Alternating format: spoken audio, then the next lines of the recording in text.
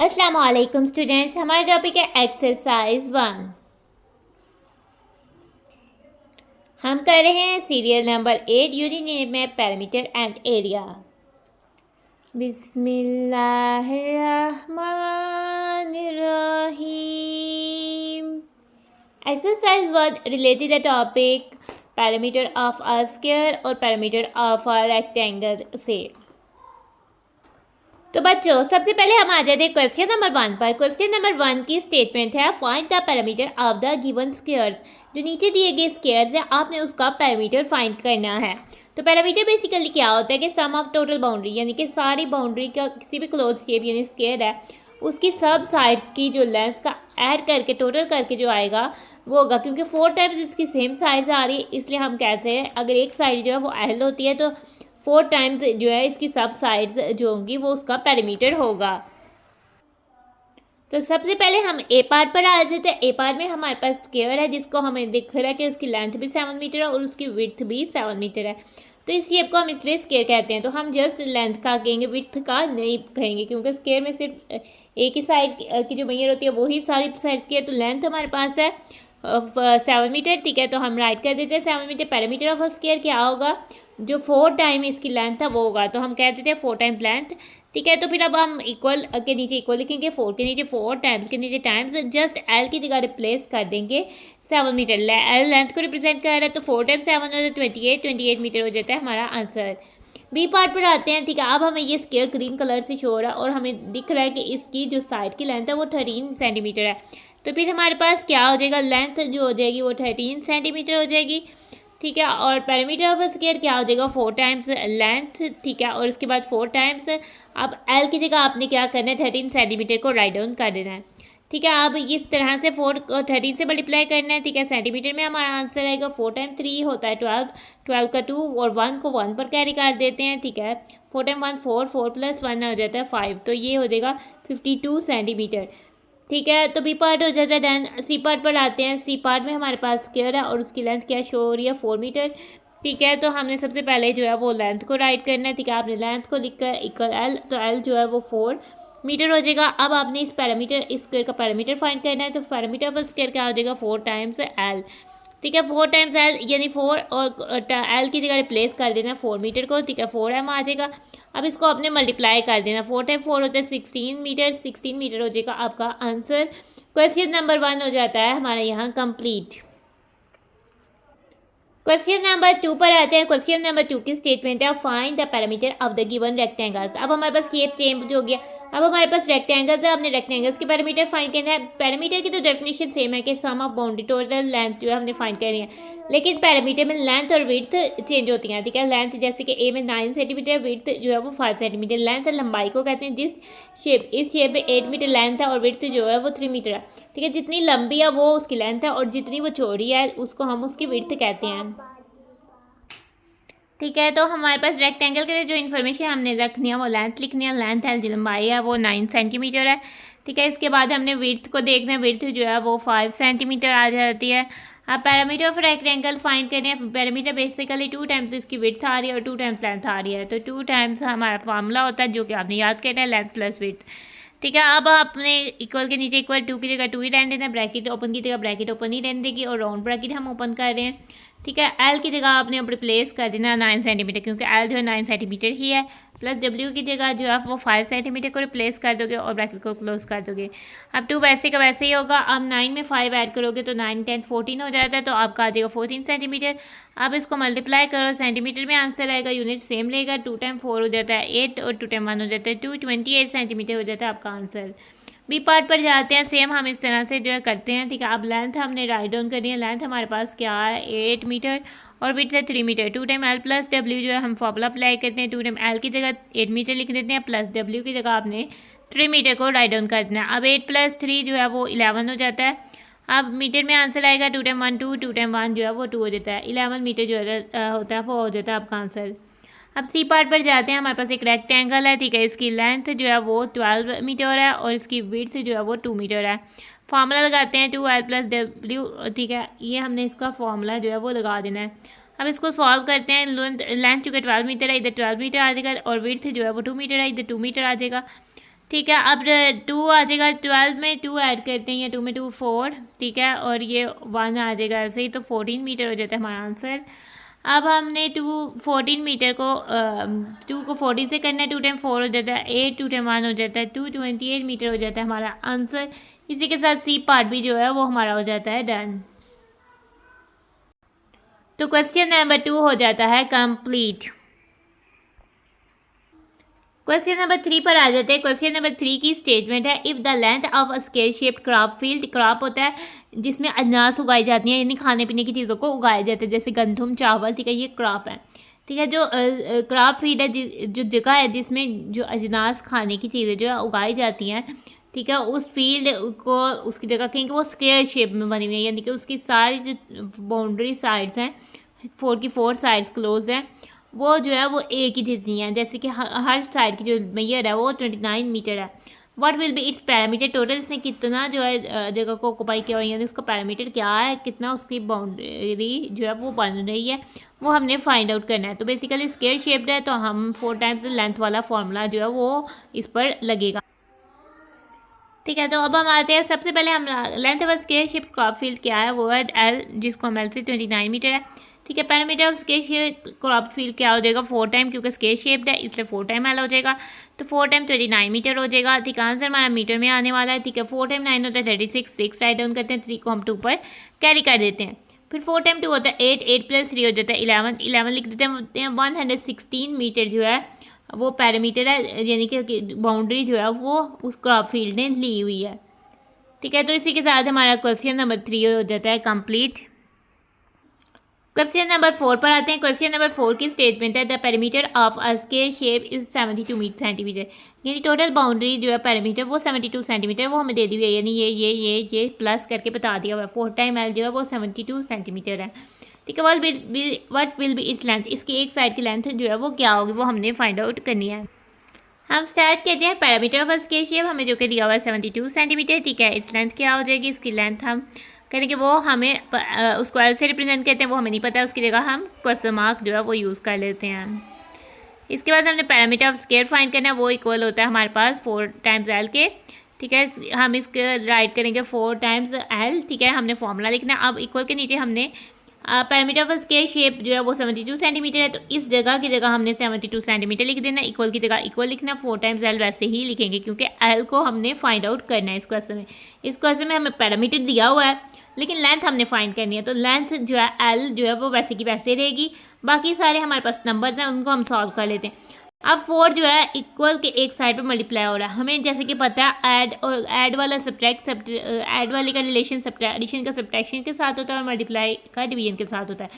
तो 4 अगर हमारे पास राइट साइड पे मल्टीप्लाई हो रहा है तो लेफ्ट साइड पे वो जाकर डिवाइड हो जाएगा, यानी कि वो 72 के नीचे आ जाएगा, 72 का डिनोमिनेटर बन जाएगा।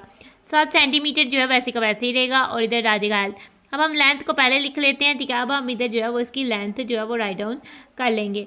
अब हमने चेक करना है 72 आया 4 का मल्टीपल है कि नहीं, क्योंकि 72 2 डिजिट नंबर अगर 4 का मल्टीपल हो तो 72 4 का मल्टीपल होगा, उसके लिए हमें इसको चेक करना पड़ेगा, लेकिन हम पहले इसको 2 से कटिंग कर लेते हैं। ठीक है, 72 के मल्टीपल होने के लिए कोई भी नंबर जितने मर्जी डिजिट का हो उसके लिए क्या ज़रूरी है कि उसके वंस प्लेस पर जो है वो 0 2 4 6 या फिर 8 होना चाहिए।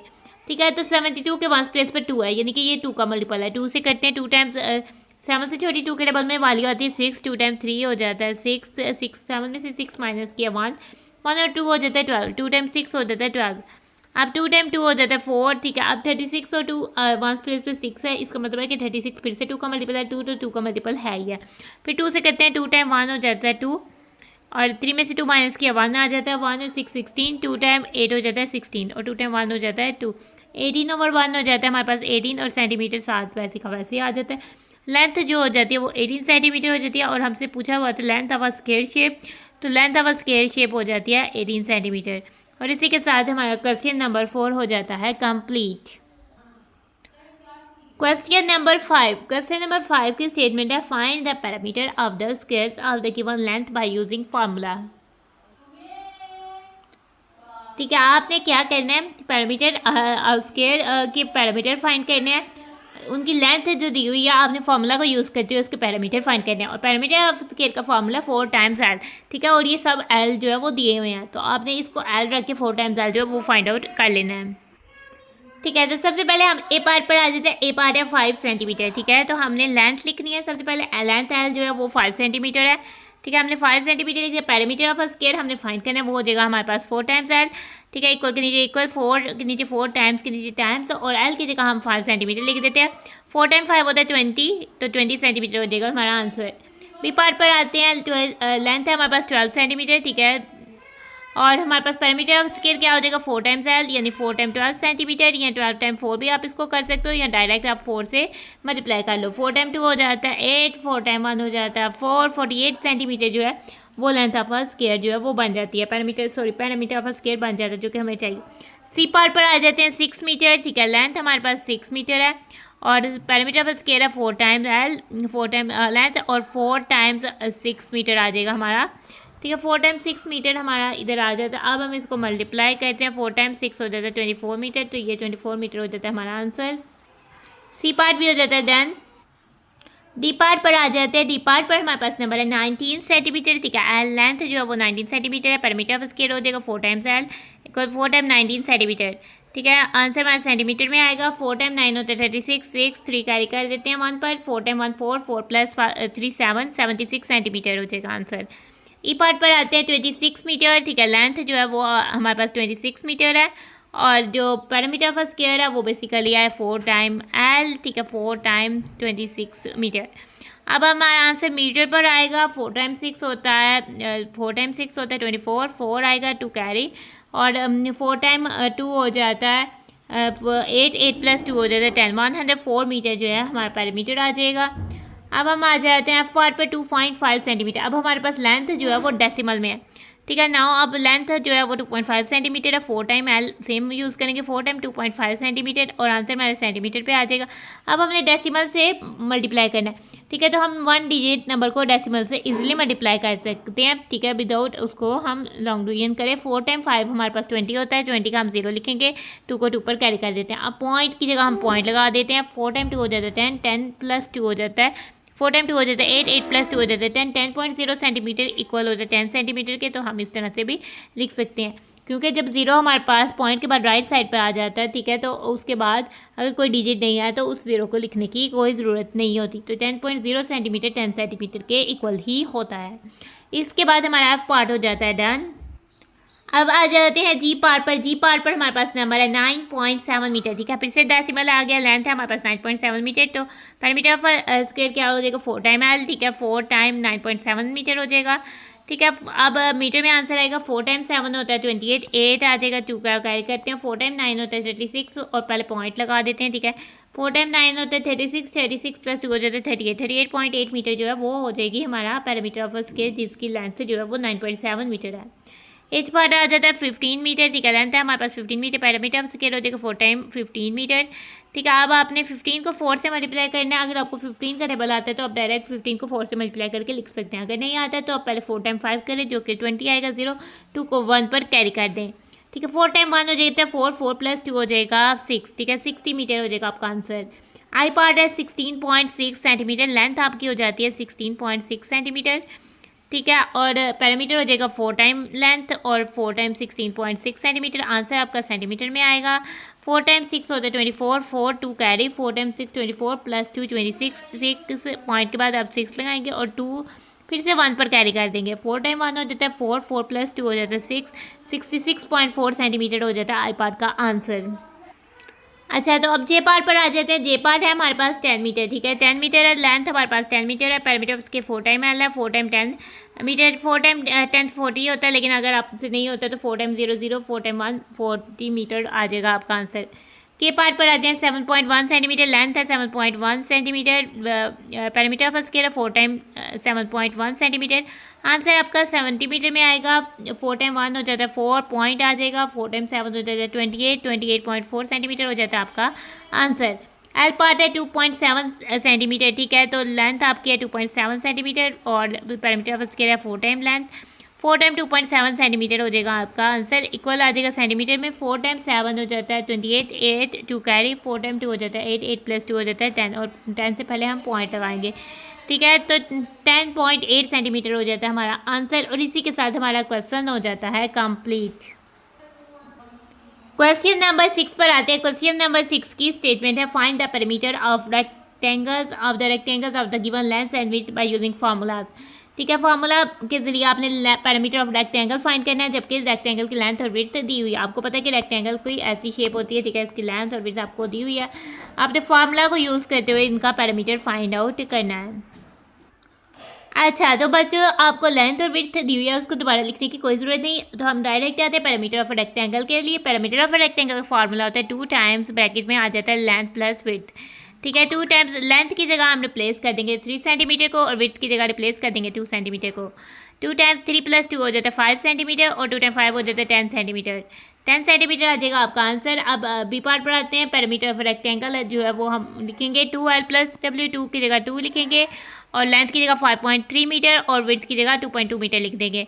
ऐड करते हैं 2 ऐसे के वैसे, पहले 10th प्लेस वैल्यू का ऐड करते हैं, यानी डेसिमल में डेसिमल। 3 + 2 आ जाएगा 5, फिर उसके पहले पॉइंट आएगा, 5 + 2 हो जाएगा 7, 7.5 मीटर हो जाता है आपका आंसर, ठीक है। तो अब आपने 2 से इसको मल्टीप्लाई करना है, मीटर में आंसर आना है। 2 टाइम 5 होता है 10, 0 आ जाएगा, 1 को 7 पर कैरी कर देते हैं, पॉइंट है, आप पॉइंट लगाएंगे। 2 टाइम 7 होता है 14, 14 + 1 हो जाता है 15, 15.0 इक्वल हो जाता है 15 के, 15 मीटर हो जाता है आपका आंसर। सी पार्ट पर आते हैं। पैरामीटर ऑफ रेक्टेंगल का फॉर्मूला लिखेंगे, ठीक है। लेंथ आपको दी हुई है 6 मीटर और 6 सेंटीमीटर, और विड्थ आपको दी हुई है 4 सेंटीमीटर, ठीक है। लेंथ की जगह आप 6 सेंटीमीटर प्लेस कर देंगे, और विड्थ की जगह 4 सेंटीमीटर प्लेस कर देंगे। 6 + 4 10 होता है, 10 सेंटीमीटर हो जाएगा। 2 टाइम 10 20 होता है, तो 20 सेंटीमीटर आपका हो जाएगा आंसर, और सी पार्ट हो जाता है यहाँ डन।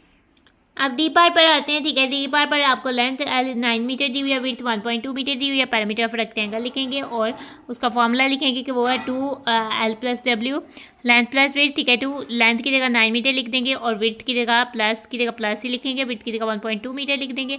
अब 2 टाइम्स ब्रैकेट को सॉल्व करेंगे। जब आपने सॉल्व करना है तो इसमें डेसिमल पॉइंट के बाद कोई डिजिट नहीं, इसमें 2 है, तो पहले 2 लिखते हैं, पॉइंट लगाते हैं। अब 9 + 1 करते हैं 10, ठीक है, 10 आ जाता है, 10.2 मीटर हो जाता है। अब इसको मल्टीप्लाई कर लेते हैं, ठीक है। 2 टाइम 2 हो जाता है 4, फिर पॉइंट आ जाता है, 2 टाइम 0 हो जाता है 0, 2 टाइम 1 हो जाता है 2, ठीक है। 20.4 मीटर हो जाता है हमारा आंसर। ई पार्ट पर आते हैं। L इज इक्वल लेंथ जो है वो 10 मीटर है, और विड्थ जो है वो 5.9 मीटर है।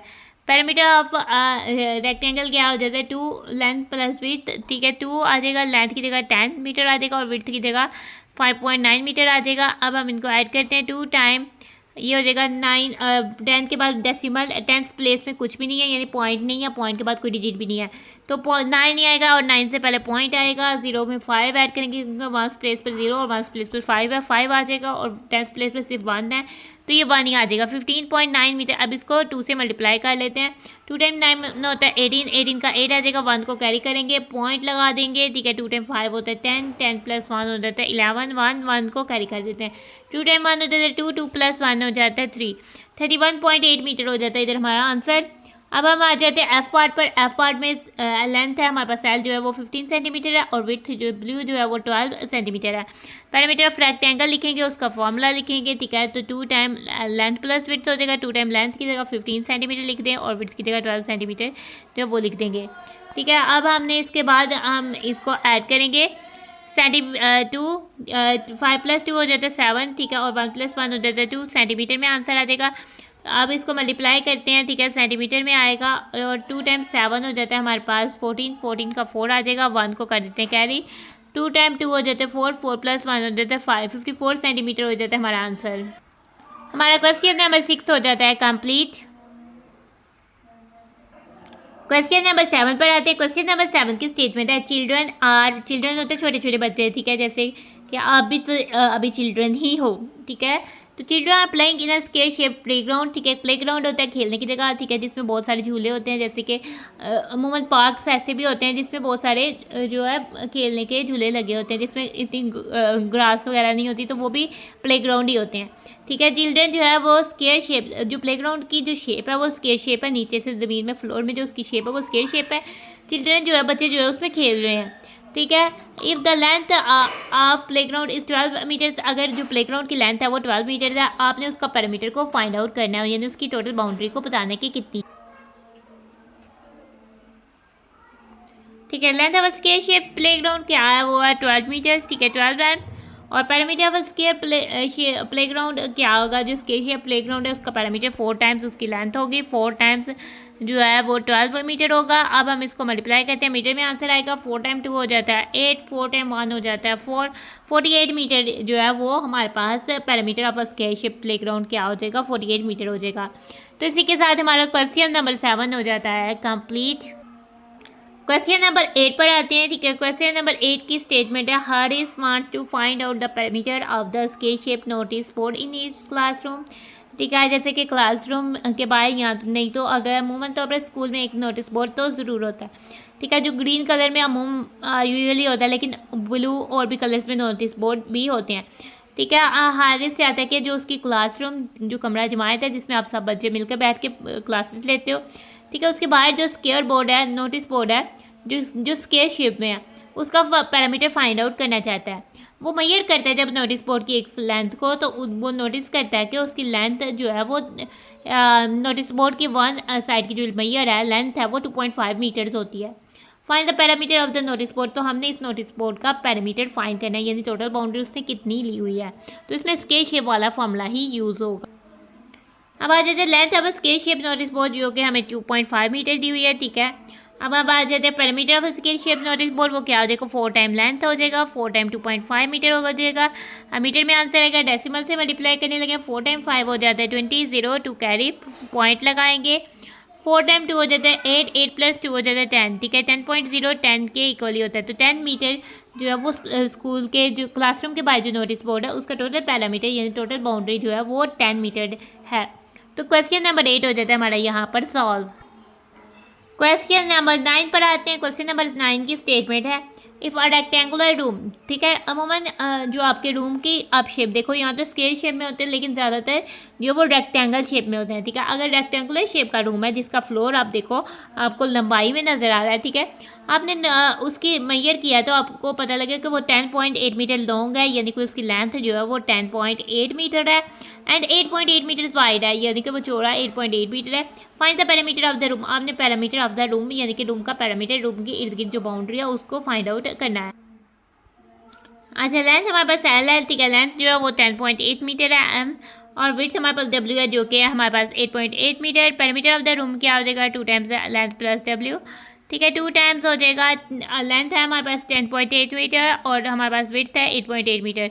जब हम इसको ऐड करते हैं, ठीक है, हमारा आंसर मीटर में आएगा, 8 में 8 ऐड करेंगे 16, 6 1 कैरी, और 1 + 0 1, 1 + 8 हो जाएगा 9, ठीक है, और 1 10 स्क्वायर से आ जाएगा मीटर, और 7 मल्टीप्लाई करेंगे 2 टाइम्स 6 हो जाएगा 12, 2 1 कैरी पॉइंट लगाएंगे, 2 टाइम 9 हो जाता है 18, 18 + 1 19, 9 1 कैरी, 2 टाइम 1 हो जाता है 2, 2 + 1 हो जाता है 3, 39.2 मीटर। तो total parameter of our room यानी कि जो उसके फ्लोर की बाउंड्री है वो 39.2 मीटर हो जाती है।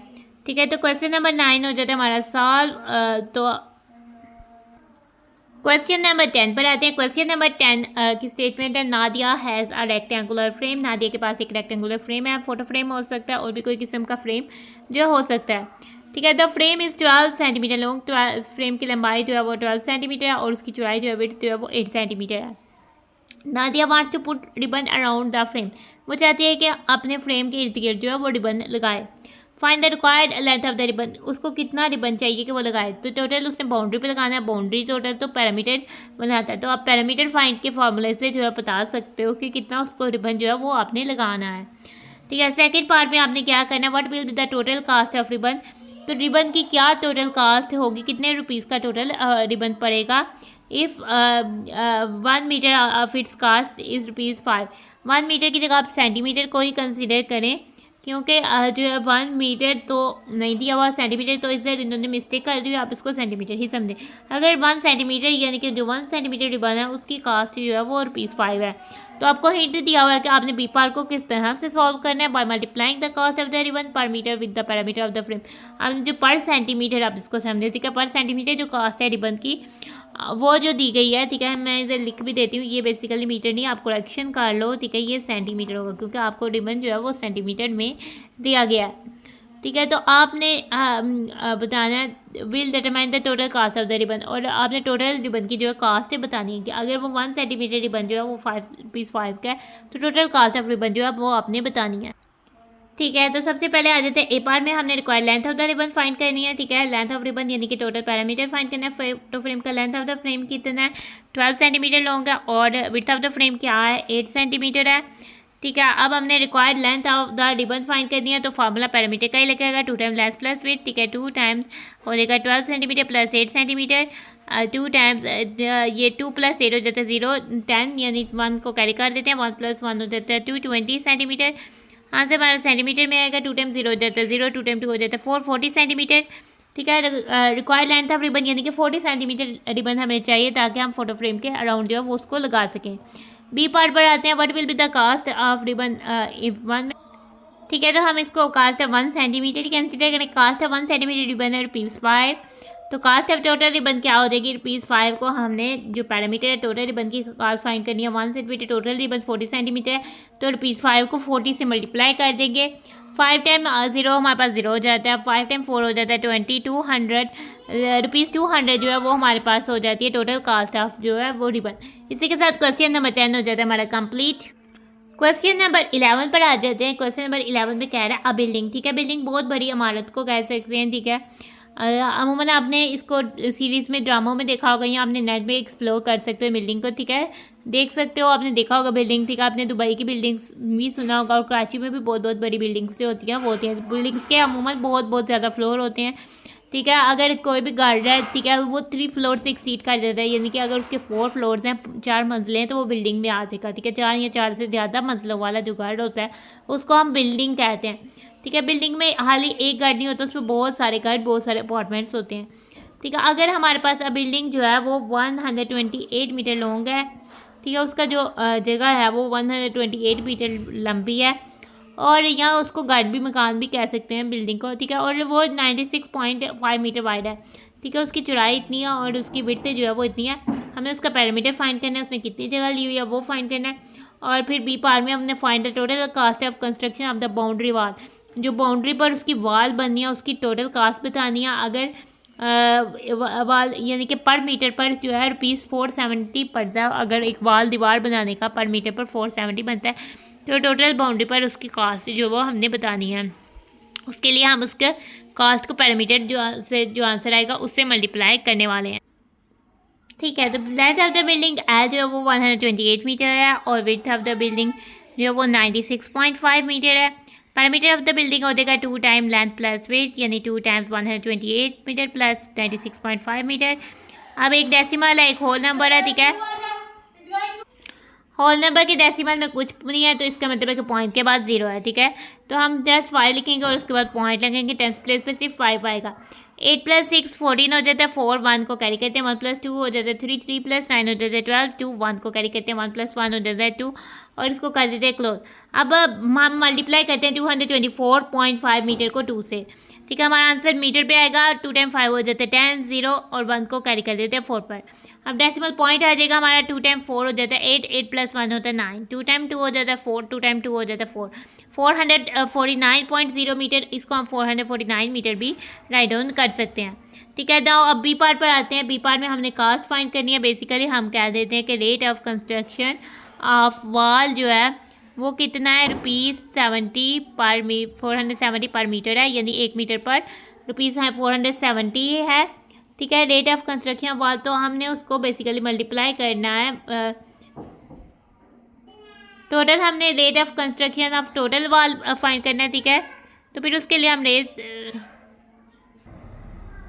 फिर अब ₹470 को मल्टीप्लाई कर देंगे 449 से, मीटर पर मीटर आप इसमें कैंसिल हो जाएगा। ठीक है ना, इसको मल्टीप्लाई करते हैं 449 को 470 से, 0 टाइम 9 0, 0 टाइम किसी को भी 0 करते हैं। अब 70 से करेंगे, 70 का 0 आ जाएगा, 7 टाइम 9 करते हैं, 7 टाइम 9 हो जाता है हमारे पास 63, 3 6 कैरी, 7 टाइम 4 करते हैं वो आ जाता है 28, 28 + 6 हो जाता है 34, 4 3 कैरी, 7 टाइम 4 होता है 28, 28 + 3 हो जाता है 31। अब हम 4 से करेंगे, 400 से करेंगे, 400 के 2 जीरोज आ जाते हैं, 4 टाइम 9 हो जाते हैं 36, 6 3 कैरी, 4 टाइम 4 हो जाते हैं 16 प्लस 3 19, 9 1 कैरी, 4 टाइम 4 हो जाते हैं 16 प्लस 1 17। अब हम ऐड करते हैं जीरो, आ जाएगा 3, आ जाएगा 4 plus 6 10 0 1 carry, 9 plus 1 10 10 plus 1 11 1 1 carry, 1 plus 3 4 4 plus 7 11 11 1 carry, 1 plus 1 2 आ जाएगा, इधर आ जाएगा 2। ठीक है, तो आपने 3 डिजिट्स के बाद जो है वो स्पेस लगा देनी है। 211,030 जो है रुपीज़ जो है इसकी कॉस्ट रेट ऑफ कंस्ट्रक्शन हो जाएगा। तो इसके साथ हमारा क्वेश्चन नंबर 11 भी हो जाता है कंप्लीट। एक्सरसाइज 1 में थे 11 question. Question number 1, question number 2, question number 3, question number 4, question number 5 का ABC part, DEF part, GHI part, JKL part. Question number 5 complete. Question number 6 ABC part, DEF part. Question number 6 complete. Question number 7, question number 8, question number 9, question number 10, question number 11। हमारी exercise हो गई है complete, इसलिए अब हम अपनी video को कर रहे हैं and. Thanks for watching and stay blessed. अल्लाह हाफिज़।